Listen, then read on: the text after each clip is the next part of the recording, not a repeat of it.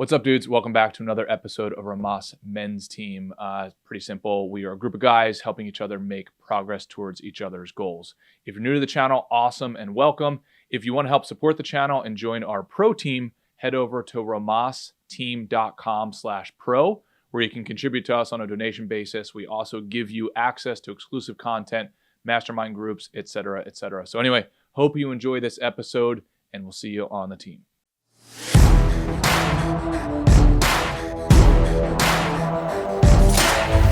Hey man, every single day. How about with you? It's awesome. Business is going awesome. And Lucas is coming over today to the office to help with some of the video production stuff. So I'm looking forward to that. And Fantastic. I just finished this amazing book called Alchemy. And I might read it again. Just one of those books that's a real game changer. I might put it in like my top 5, but definitely top 10. Who's the author? Oh, Rory Sutherland. Okay. Yeah. So we watched him right in a learning segment. Oh yeah. A TED Talk he did. Yeah. Just one of those books that, so Rory Sutherland is, I think, the CEO of Ogilvy. Yeah. MFG, what's up, brother? Good morning. Yeah, actually, MFG, you would love this book too. So Rory Sutherland is this, I believe, the CEO of Ogilvy UK or something like that. But he's just unbelievable at really synthesizing a lot of life and then how that runs through marketing and business. But if you're not interested in marketing and business, it's just crazy. Like, so for instance, I'll teach you something, that he taught me. MFG, have you ever heard of what's called a Fisherian runaway? No. Super fascinating. So apparently it's what happens when a species will compete with each other, but then go too far to the point where they can even become extinct. So for instance, he talks about how like a bullfrog will, its mating ritual is to the length and the depth of its croak is illustrative to females about the strength and the health of the bullfrog, if that makes sense. Sure. Which would make sense. It could dictate kind of the size of whatever mechanism is making that noise. Right. The viability for reproduction. Exactly.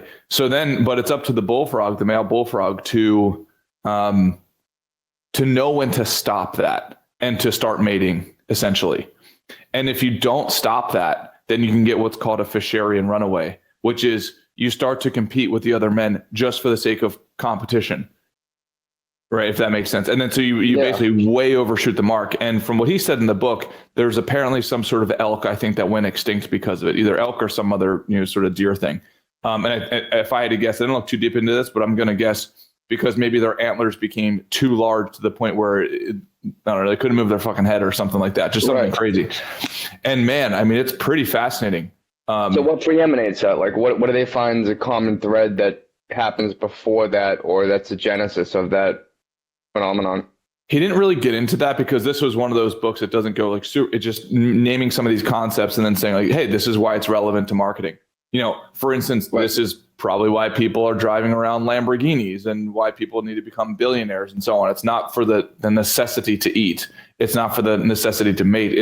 And I'm certainly at risk of this. It's the males have confused, right, the actual competition for the reward. Right. Interesting. So it's almost as though we're all held hostage by a society that has runaway marketing, that's marketing things that we don't need to cause consumption and things of that nature. Yeah, well, exactly. And maybe like when it's no longer for a better product or service, but just to be better than the other product or service, or just to get wired up in the minutia. Hey, you got a fucking Google Maps on your phone. You can go to Russia if you feel that way, okay? Well, come on, man. Fuel up that van and fucking start driving. Well, so yeah, says the fucking Canadian. Yeah. Are you even allowed to say that, mate? Selection. Freedom of speech. Shut the fuck up. And it's probably where we kind of What was the scientific term called? Fisherian runaway. Yeah, I think mate selection kind of is kind of like where that occurs a lot in modern man, right? Because he's picking the hottest chick possible, as opposed to The best one. whatever, like the healthiest one or the one who's going to be the best mother or whatever, right? Oh yeah, we see it all the time with billionaires. You know, the 65-year-old billionaires dating the 22-year-old, right, supermodel sort of a thing. And there's another term for that called happiness. Yeah. So, and the other part was very interesting was they talked about, I think essentially it's peacocks and different species in nature for their color palette. And normally that is for survival. That's not a good thing. You do not want to draw attention to yourself for survival, but for reproduction, you do. And apparently for peacocks and other similar types of organisms, it's the fact that they have excess calories that they can afford to be wasteful with them and create things like color. So for instance, if you look, and it's very, very fascinating. So at least from this author's point of view, if you look at like a Lamborghini, it's not just that the Lamborghini costs more because that's a signal.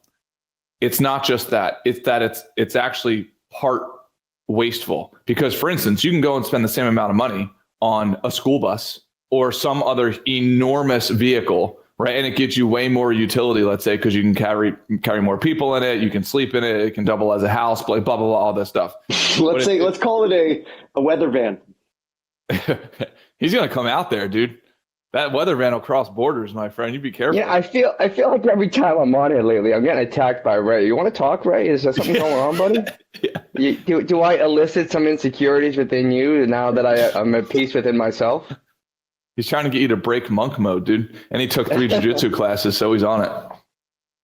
So, but it's very fascinating. So the author was saying that, yeah, you can go and spend money on some other, way more useful vehicle, but it's the fact that the Lamborghini only has 2 seats. So you spend all this money in waste. So it's signaling to the crowd, I have so many resources that I can afford to waste them. Right. But I exist in a surplus. You know what I mean? Yeah. Yeah, exactly. So MFG, I think the book would be right up your alley. Ray, I think you'd love it too. What's the title of it? It's called Alchemy. Yeah. Just really fascinating. And the whole alchemy idea is that you can create magic in psychology. So with just a few simple tricks, like for example, and then they talked about the New York subway system and or other subway systems, and about how they thought the problem was to make the trains and subways faster. But it's like, okay, well, that would cost billions of dollars to fix that, right? You rebuild the tracks, you rebuild the trains, all that stuff, and there's no promise that it would become faster. Or you could spend less than 1% of that money, like way less than 1%, and just put up maps, interactive maps that show where the subway is. Because humans would rather wait 15 minutes knowing that it's coming than wait 2 minutes and have no idea whether it's coming. Yeah, dude, because people can deal with the truth even if they don't like it. They don't want to deal with uncertainty or deception. Right. Exactly. So super fascinating. That's interesting. Oh, yeah. So anyway, that's my lesson for the morning. But how do we apply that to ourselves, though? Oh, dude. How often do we want to rush around or try to find the next quick fix or the next, let me hurry up and get to that, as opposed to being able to zoom out and just see where you're at and apply patience and virtue to that? Yeah, I mean, I think if you take that little microcosm of an example inside of the book, we could apply that to so many different places, right? Like, just like you said, MFG, just zooming out, first of all, having an orientation towards where you want to go. So that way you can see where you're at in the spectrum of that final destination versus just floating around aimlessly, letting the winds blow you wherever they're going to blow you. Absolutely. Yeah, and I have another thought, Wes. As I sip my mid-morning espresso, attacking and shaming the billionaire class has become a national pastime.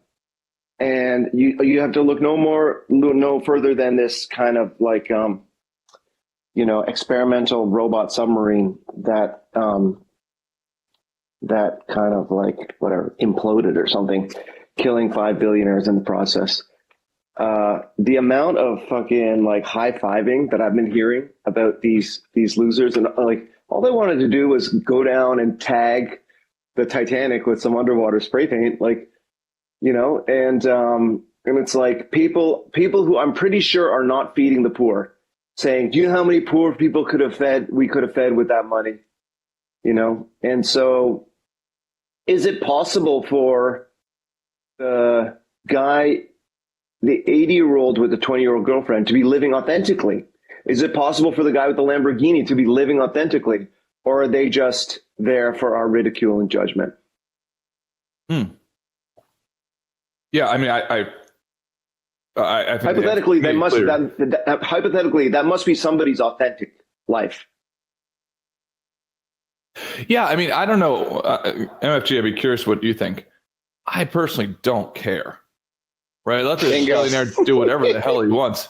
Right? It's something against you. But like, I don't understand. Oh, I know. I love it, Wes. I love the critique. No, the critique of billionaires. Let them do whatever they want. I happen to respect billionaires who've earned their own money. That's the class that I respect.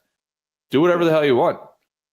I don't know. When I was a kid, and I got a younger sister who's 2 years younger than me, and I would go run and tell my father, Lynn did this, Lynn did that. My father would tell me, you know what, Michael? Just worry about yourself. That should be plenty.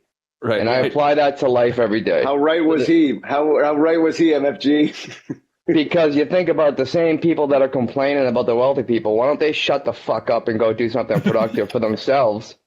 And you know what I mean? It's just like life is not a spectator sport. And the degree of narcissism that people extrapolate to be able to look around the world and take things personally is fucking obscene. I mean, I refuse to take anything personally from like the one guy I work with. And he might mean it personally. I won't even take it personally then, Yeah. And by the way, because it isn't personal, like he's dealing with whatever he's dealing with, and that has way more impact on how he's behaving than anything that I could do, or anyone else for that matter, if that makes sense. Yeah, and I'm experiencing that too. I don't give a fuck. Thank you for giving me permission, but I accept. What are you experiencing, Ray? Something joy, bliss, wonderment. But also I'm experiencing something like that with my family where, first of all, my dad dying, we're all experiencing that kind of different. My sister inheriting everything and the four others getting nothing, we're all experiencing that different. Or like she's experiencing it in one way, the four of us are experiencing it a different way. Whoa, I did not know that. No, that is a great topic. You got the Boston psychologist right here in your corner. Why not bring it up? Look, my dad picked as his favorite kid, like when I was as early as I remember, right? It was like oldest son, oldest daughter were his favorites. And we all got estranged from him because of his drinking and whatever his bullshit is. And they stuck together, and we got estranged from her as well as a result. So like she was always best friends with him, always lived with him, and cared for him in a really kind of great way when he was going through cancer the last couple of years. So on the one hand, you can understand why he gave her everything, right? Because he was her favorite. She stuck with him through everything, thick and thin, and cared for him in his greatest need. So you can but like he really threw a grenade. Like as he sailed off in his Viking funeral, he really lobbed a grenade back at the rest of us on shore, right? And trying to organize a funeral for him where we're going to sprinkle his ashes, or like bury some of his ashes in the like where his parents are buried in this small town in Ireland. And that was always a goal, a dream of his. So like we're all arguing over what dates work for us, and Jen picked a couple, my sister picked a couple of dates in the summer. And I'm like, that's fine. Cause truly like, I don't even have to be there. As long as his ashes get buried next to his parents, I can go another time, you know? But then my brother, he's traveling out west at that time. So he wants to go in like November or December when the weather's really nice in Ireland. It is nice. You know? I went in October. It's beautiful. Yeah. No, but it's not though. It rains constantly. I prefer Italy that time of year, Michael. So we're going through all that. My program, my brothers in this group are really what's making that possible. You know, and Jordan's got a kind of like, not a blended family, but like a blender family like me. So it sounds like he can relate. Yeah, so like, yeah, I can't remember what we're talking about, but there's that's not what I wanted to talk about today, but there's plenty to munch on there. Yeah, I didn't know that. I'm curious, MFG, if that were to happen to you, what would be your thoughts? And please be unfiltered as possible. I mean,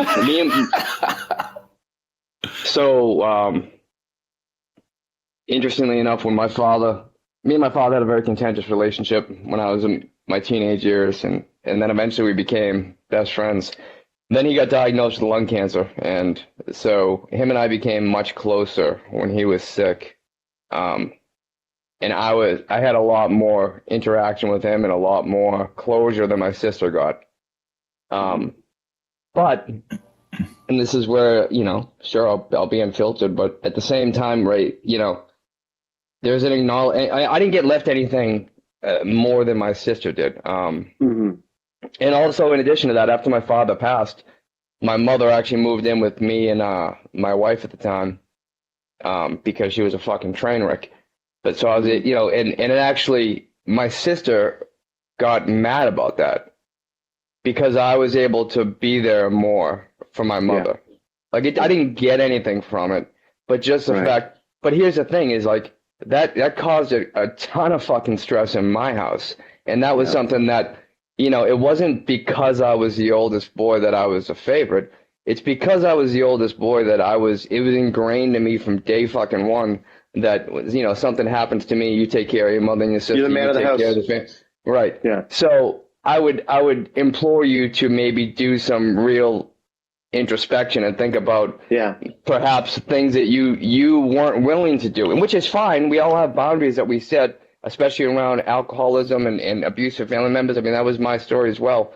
But there were probably things that your sister was willing to overcome or pursue that relationship in spite of stood forward while the rest of us stood back or whatever. Right. Yeah. Right. And so not good or bad. It's just, you know, it could, you know, add explanation to it other than just favoritism or other than just, you know, the sleight of hand, you know?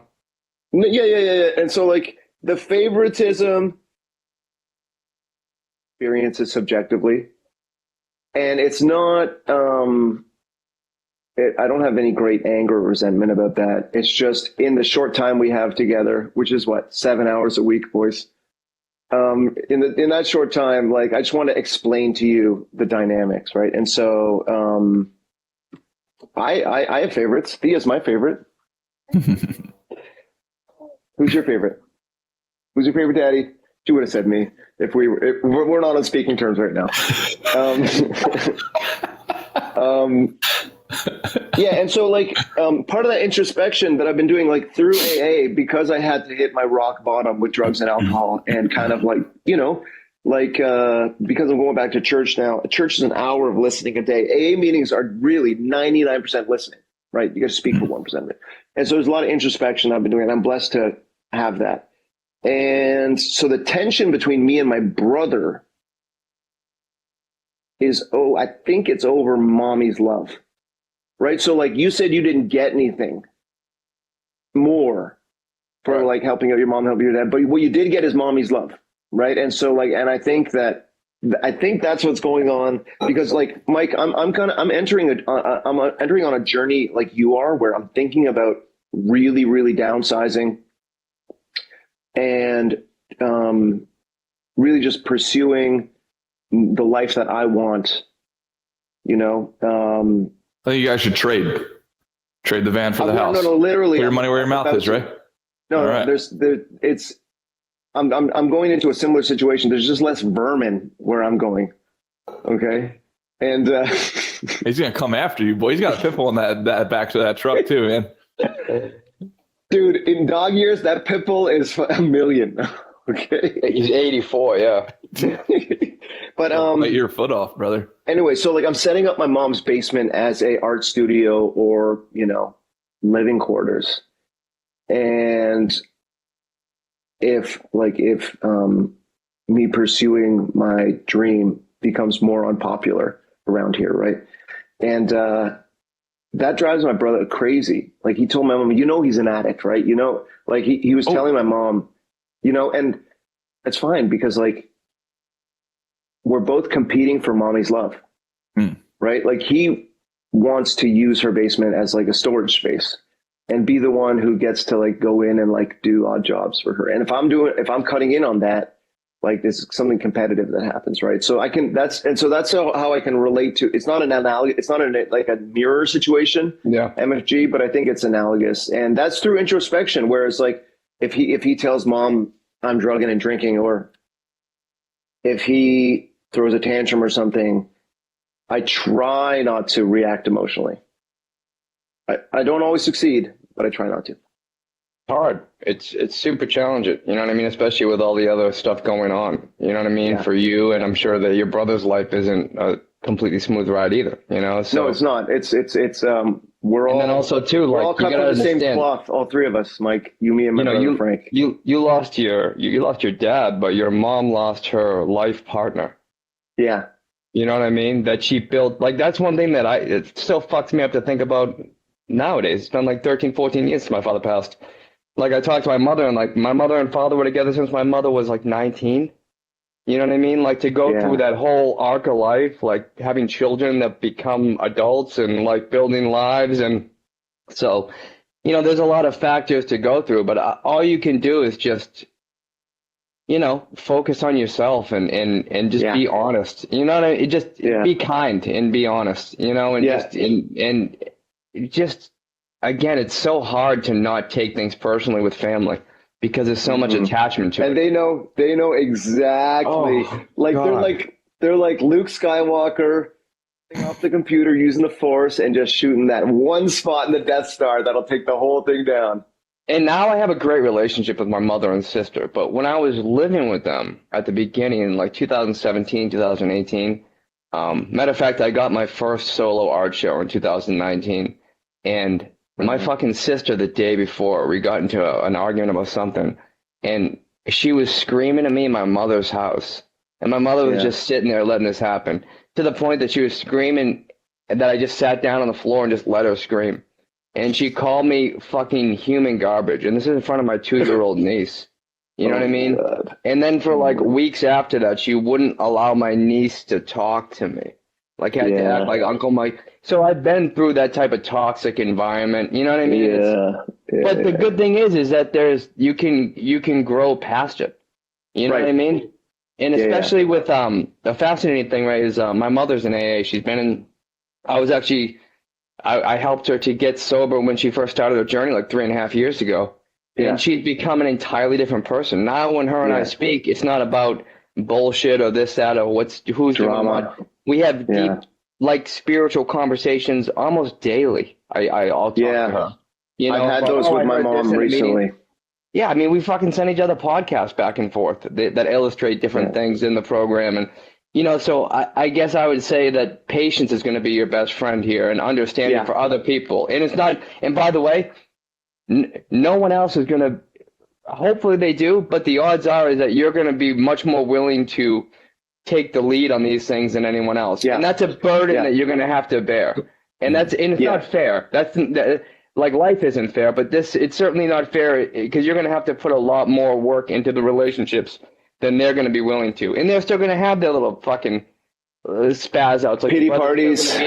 No, and your brother's still going to come out and attack you. And by the way, you'll have it'll be your right. You'll be in the right to attack him back, but you have to retard that. You have to like be willing to take the higher road. And it's not easy, but it is worth it. And it does create growth, because the more you can become a safe space for them, where they know even if they act out, you're going to be the one that's consistent, that you're going to be more committed to you being on that path than they are to swaying you off it, then they'll come to you. You know what I mean? That's what happened in my family. Is I was obsessed with just being positive, to the point that before my mother got sober, she like flipped out on me one day. She goes, Mike, we can't all just, live in this existential, place where we just think about the meaning of things, like mocking me. And we laugh about it now. So you just have to become that person consistently and longer than you have the patience for. And eventually they'll come around, or they'll just get tired of fucking hearing your positivity and leave you alone. Yeah, and if I can say, Lucas, can we clip that? Because that is absolutely a roadmap for fatherhood. Wouldn't you agree, Wes? Absolutely. Like, he was talking about how I should govern myself with my interfamily dynamics, but I was just thinking of Thea the whole time, Mike. Like, what did you say? Patience, being the safe space, even if they freak out. Like being like, all that, everything you said, I can't say it better than you just did. And definitely not with that accent. So that was really powerful though, dude. And like a couple of things come to mind with family dynamics. We'll wait till the end of our lives for the other person to start the apology cycle, right? Like, we have to start it. Something I heard in the program is true serenity is knowing you're right and walking away from an argument. Right. Yeah. And so like, and so like, I have to go to my brother and I have to tell him I'm sorry for whatever part I played in our estrangement. And I don't want to do that, Yeah. Like, I can't see myself. I want to do it, but I can't see myself doing it, man. I can't. Well, Ray, I can tell you this. It's when you actually, it's one thing to know those things, right? Within yourself. You know the role that you played, right? You know what part was your responsibility in your heart of hearts. I can tell you from personal experience, it's beyond liberating, and it's almost a psychedelic experience when you acknowledge that to the party that you did it to. Oh, dude, it's one of the 12 steps. And exactly. It's make amends. Correct. But when it's one thing with the program, because don't get me wrong, those are all things that you did wrong. But there's at certain amends, you can blame the intoxicant. Well, I was all fucked up on these things, and it was part of why I did it. Yeah. When it's your family, it's like, dude, we've known each other since before there was intoxicants available. Right. You know what I mean? Like, and we're stuck with each other. Right. Yeah. Right. So it's those initial those traumas sit much deeper, and it's interesting. To give you a little hope, Ray, is in the last 3.5 years of my mother getting sober, the way that her and I have been able to heal our relationship as adults has had profound effects on me that I never would have intended. Like, my relationship with women has improved because now, like you said, that mommy wound, right?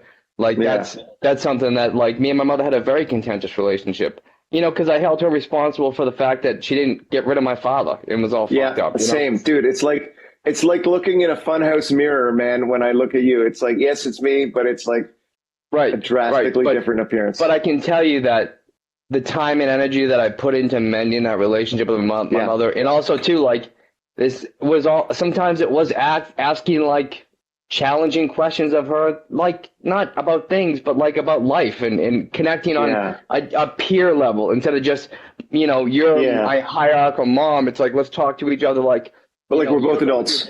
Right. Yeah. Which is, in the same thing, when you can acknowledge your part in how you fucked up your relationship with your brother, it gives him the right to let his guard down and acknowledge you. And then that's going to allow you to close that door for yourself. Because but you have to take the first step in the vulnerability to put yourself out there. And by the way, he might say, "Yeah, I'm glad you know that you were wrong," and you'll have to deal with that. But that's okay too. That'll be the best. That'll be the best. Right. I float off on my cloud of my guru cloud, and he's like, oh, one day you will be on the mountaintop, like that. No, but what it's gonna be is it's gonna be like I'm gonna get the biggest, hardest, squeezest hug that I've been missing from him for so long. That's what it's gonna be, But there's the bridge, it's the bridge between me and my brother is just feels so long because we've let it get so long, right? Because we're both stubborn, Irish Catholic, just like you. Basically, dude, the dynamics in your family are the dynamics of my family, absolutely. And so, there is a sense of bitterness and victim and kind of vendetta and revenge, and I've also fantasized about withholding Thea from him just because I'm just weaponizing everything. I'll show you. Yeah, exactly. You wanna withhold love? Right. I can do it better. Right. I'm the Muhammad Ali of withholding love. Okay. Right. And but it's all for naught because it's what do I gain? What do I gain from I already lost a father, so that we're down to 6 in my family. What do I gain from having not having my brother? And the weird thing is that we're basically twins, right? We're 11 months apart or 13 months apart or something. And so it is, yeah. So there's a kind of there's a rivalry and there's a deep bond, and it's I sent him a message on, so I was out in Prince Edward County this weekend doing my gallery. I was at a dinner with Charlotte, my assistant, and the waiter looked just like my brother. Same belly, same greasy hair, same beard, same kind of biker vibes. And I told him, dude, I think the universe put us together and is trying to tell me to heal and mend my relationship with my brother. I told him this, and he's like, yeah, man, you don't mess with the creator. I don't know if I mentioned that on Monday, but yeah, this guy looked exactly like my brother, man. And it's and so I sent him a message on Father's Day, and the message was hey, first Father's Day without Pop is kind of weird. I hope you're surviving, man. And no response. But and that's fine because so in a way, Mike, I did try to the bid for connection. Yeah. Even though you're gonna have to do that 1,000 times. Right. And no, but what I have to know, Mike, what I didn't do what we just talked about, which is owning up to my role in the estrangement. Right. But I did a bid for connection, and thing is though, now that I'm taking over Mom's basement, it's me, it's breaching his Maginot Line or something, right? Because it's his turf that he carved out for Mommy's love. So there's all this shit going on, but I guess I feel good that I made that. How easy is it for guys like us to say fuck him? He's gonna have to wait another Father's Day before I, right. That kind of pity party and that bitterness and that But here's the thing, Ray, is double down. To be that kind of person, and by the way, I was that person for the majority of my life. You know what I mean? Yeah. My old mantra was, "It's a fuck or get fucked world. Act accordingly." You know what I mean? Yeah. And it's awful, But you have to become.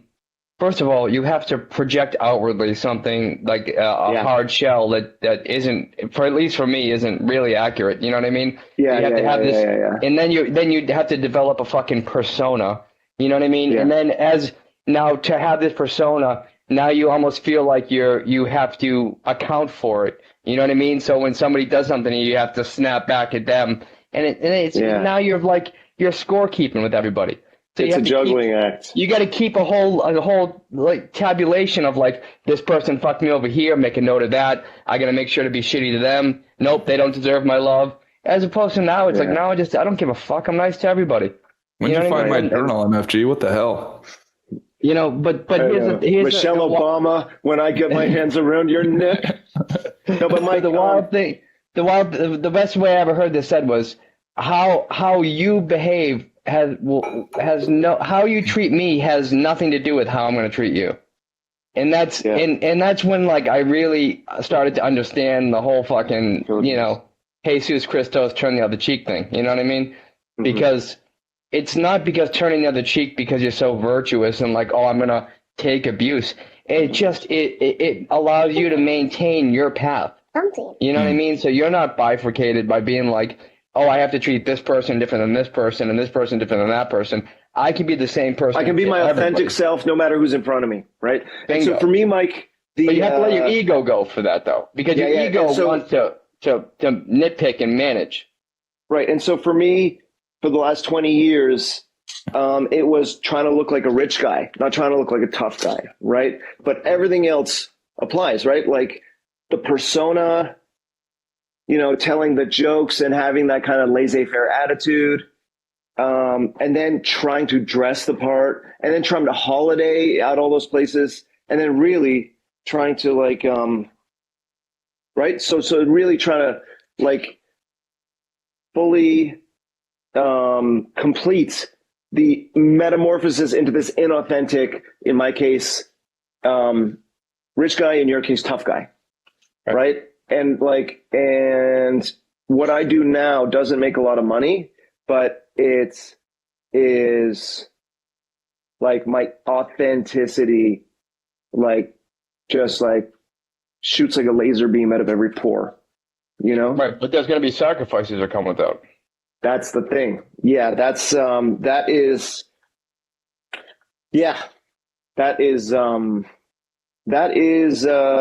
what I'm kind of like wrestling with. Yeah. And then it becomes about, like, because here's the thing, it's like, you know, for me, it's I choose to live with less. I mean, even since I've been down here, I mean, if I was able to get a job making like $150,000 a year, company truck, that's not beyond my scope of what is available to me. But it's not what makes me happy. And having those things, like, and perhaps people that are able to do that, they have bolstered themselves more emotionally, or that's they're authentic. Sure, which is I commend them. You know what I mean? But I know my own limitations, and you know, to accept and acknowledge where I'm at and what capacity I have is my responsibility in that context. You know, so as opposed to just going out to earn that money and then it costing me. You know what I mean? Because it's going to cause collateral damage and I'm going to torch this relationship and destroy that part of my life. I choose, but it's not without sacrifice. So you have to find that balance for yourself, you know, and I don't know where that lies for you.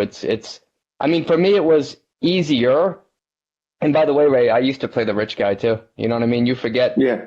No, I know. I've seen that. I've seen your Range Rover. Multiple Range Rovers, my friend. Okay, Rovers. Sorry. Okay, hey, dude. Hey, I had a lakefront estate with a private cove. I had like 212 feet of water frontage. I was fucking balling out of control. Wow. But yeah, but at what cost, right? Like, I was miserable. Yeah. And it's ironic too, because I have, you know, at that time I was married and I had stepkids, and like me and my stepkids were estranged for years because of their mother. And now we've reconnected. So like the way that you have to talk to your brother, I got to talk to my stepdaughter, and she's already forgiven me. But to me, it's on my responsibility to say, hey, listen, I'm really sorry for whatever headaches I caused unintentionally, because I wasn't in her shoes. You know what I mean? And now she's 23. She has a kid of her own, doing well and all that. But it's, you know, so it's the more that I don't know, I find the more that we apologize and acknowledge things on reality's terms, the easier it is to reconcile day to day. Word. Love it. What do you think of that conversation, Wes? Outstanding. Thanks, man. MFG, you always live up to the hype and the expectation, my friend. Yes, he always delivers.